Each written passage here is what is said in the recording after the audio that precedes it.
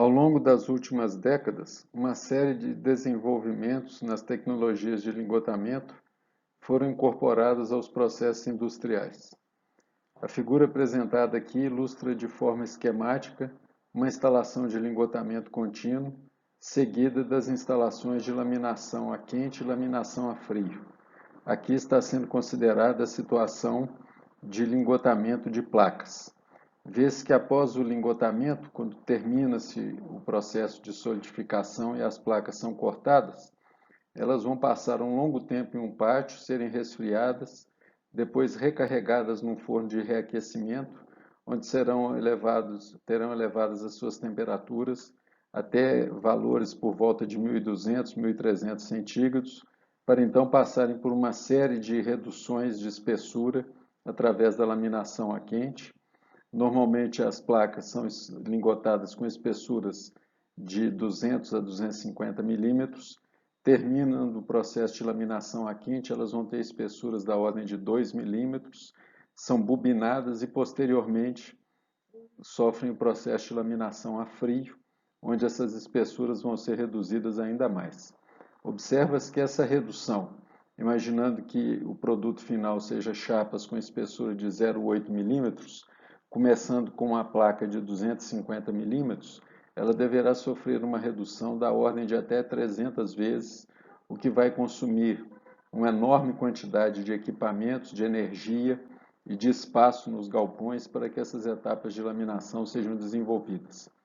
Ao longo dos anos, foram sendo pensadas alternativas a esse processo que permitissem inicialmente promover uma redução no consumo energético e também uma redução no espaço e no número de etapas de laminação até se chegar ao produto final.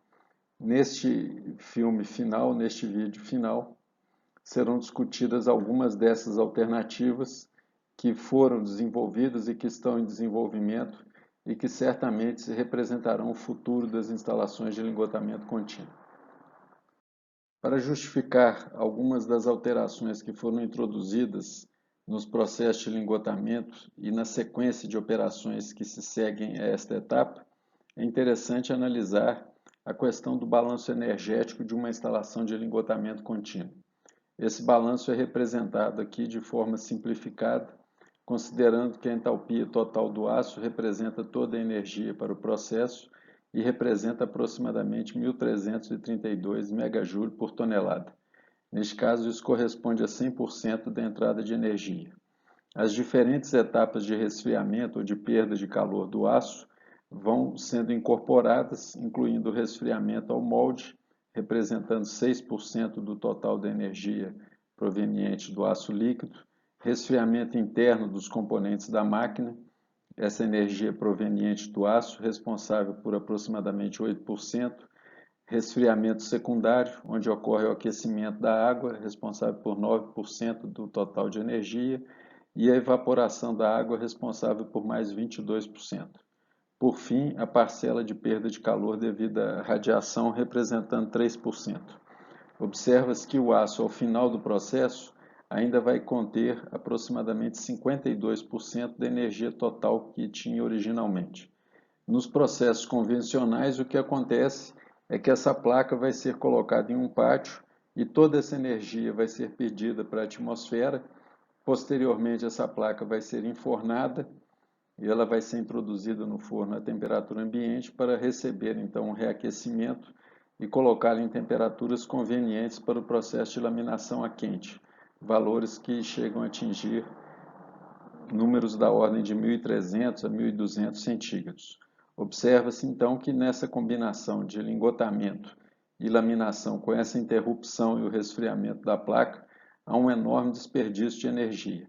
Isso motivou o desenvolvimento de processo onde ocorre um enfornamento a quente dessas placas, de tal forma a permitir um melhor aproveitamento energético.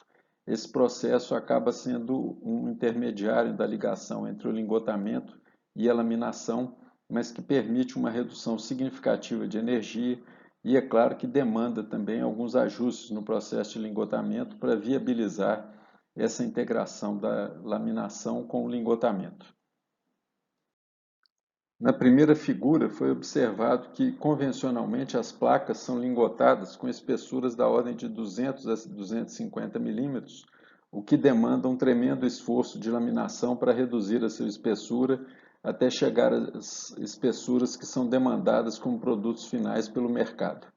Já na década de 80, se pensou em desenvolver processos de lingotamento que permitissem a solidificação das peças com espessuras menores, o que reduziria significativamente todo o esforço e todos os equipamentos para laminação. Foi desenvolvido então os processos de lingotamento contínuo de placas finas, onde os produtos agora passam a ter uma espessura da ordem de 5 centímetros. Isso representa uma redução de 4 a 5 vezes em relação ao lingotamento convencional de placas. Neste caso, o arranjo é bem semelhante àquele do lingotamento convencional de placas. Entretanto, há uma alteração no projeto do molde, uma vez que ele tem que ter espaço suficiente para acomodar a válvula submersa, que ainda tem que ter dimensões adequadas para permitir uma alimentação do aço líquido que atenda à produtividade especificada. Neste caso, então, foi desenvolvido o conceito de um molde funil, representado aqui esquematicamente, onde a região superior do molde tem dimensões maiores para acomodar a válvula submersa e na parte inferior a dimensão do molde, a sua espessura vai ser exatamente a espessura da placa a ser lingotada. Esse processo já tem várias unidades industriais no mundo, ainda não há uma máquina com essa configuração aqui no Brasil, mas a tendência é que novas instalações caminhem para configurações desse tipo, uma vez que elas permitem uma economia significativa de energia e também de equipamentos e de mão de obra no processo de laminação. Vê-se aqui de forma esquemática a redução introduzida pelo lingotamento de placas finas. É eliminada a necessidade de várias etapas de laminação a quente, consequentemente, isso reduz também o gasto de energia e também não só de energia elétrica, como também de equipamentos de laminadores e de mão de obra para desenvolver o processo de laminação.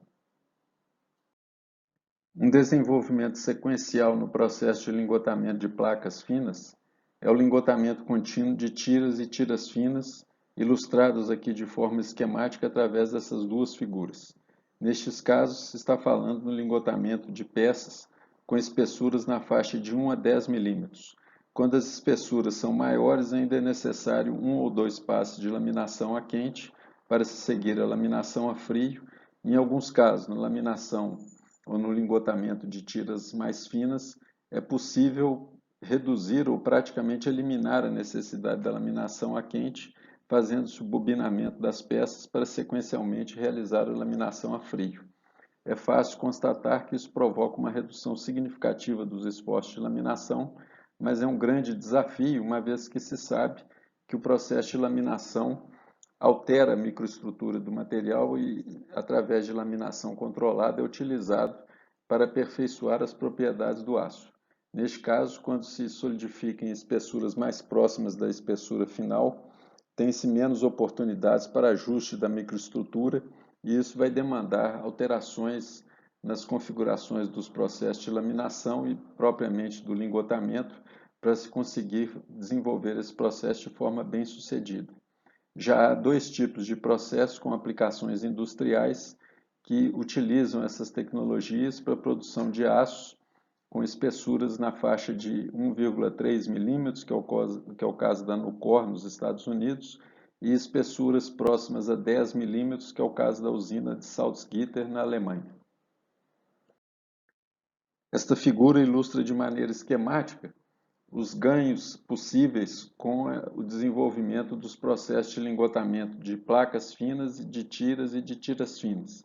Nesse caso, o que se observa é uma redução significativa dos comprimentos das instalações, que convencionalmente variam da faixa de 500 até 800 metros, até chegando a instalações bem mais compactas, no caso de lingotamento de tiras com 3 milímetros de espessura, onde os comprimentos das instalações são reduzidos para valores da ordem de 60 a 100 metros.